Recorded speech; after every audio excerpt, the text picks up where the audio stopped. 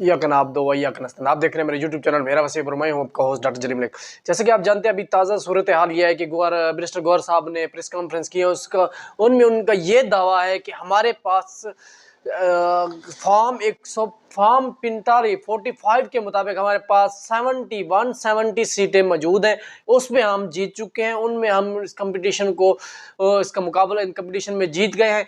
उनके मुताबिक बैरिस्टर गुहर के मुताबिक फॉर्म 45 के मुताबिक उनकी 170 सीटें हैं, जबकि इलेक्शन कमीशन से उनको 100 सीट दी गई हैं। और जितनी सीटों का रिजल्ट आ चुका है, 10 सीटों का रिजल्ट अभी बाकी है।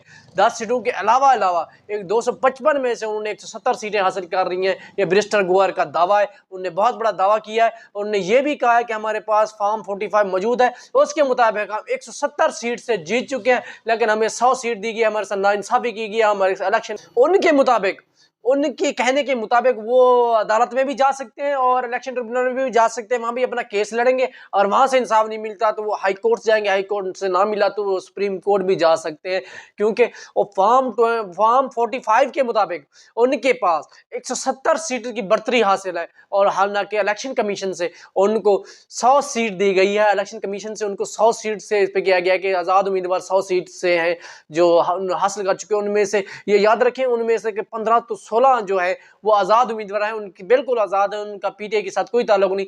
इससे ये लग रहा है कि सिर्फ 70 सीट नहीं, उनसे तकरीबन 80-85 सीट उनसे छीन ली गई है और वो गैर कानूनी तरीके से। अगर फॉर्म 45 उनके पास मौजूद है, उनके मुताबिक वो उनकी 170 सीट बनती है, तो रिजल्ट कुछ और आएंगे और ना ये हुकूमत बनेगी, ना पीडीएम हुकूमत बन सकती है, ना इत्तेहादी हुकूमत बन सकती है। फिर कुछ और ही रिजल्ट दिया है इलेक्शन कमीशन को। रात 12 बजे तक हमें रिजल्ट क्लियर चाहिए, वरना हम धरने देंगे। जिन जिन के रिजल्ट नहीं है, हमें रिजल्ट जो आपने रिजल्ट देना है वो दे दें। उसके बाद हम अब अगला कानूनी रहे अमल हम अपना अगला अपनाएंगे कि अगला कानूनी रहे अमल क्या है, हमें क्या करना चाहिए। हमारी 170 सीट में से 100 सीट हमें दी गई है या 85 सीट 80 सीट हमें दी गई है, उसकी सूरत में हम आगे क्या करेंगे। कानूनी रहे अमल यही है कि वो इसको अपील का हक है उनके पास, वो इसको अपील करेंगे। तकरीबन इस सिलसिले में तकरीबन 2 से 3 मंथ लग जाएंगे मेरे इस आइडियाज़ के मुताबिक। मेरे ख्याल में तकरीबन इसको 2 से 3 मंथ और लगेंगे इलेक्शन में को इसके रिजल्ट आने में, क्योंकि बार बार इनको अपील करना ये बहुत लंबा खींचने वाला है मामला।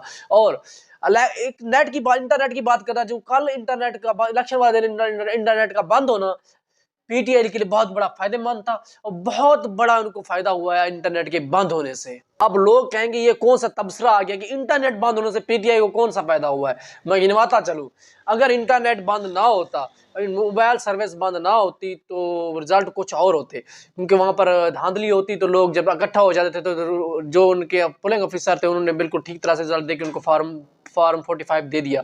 अगर वो ना होते, अगर इंटरनेट बंद ना होता, तो वहां पर पुलिस आ जाती और रोले दंगे होते, फसाद होते।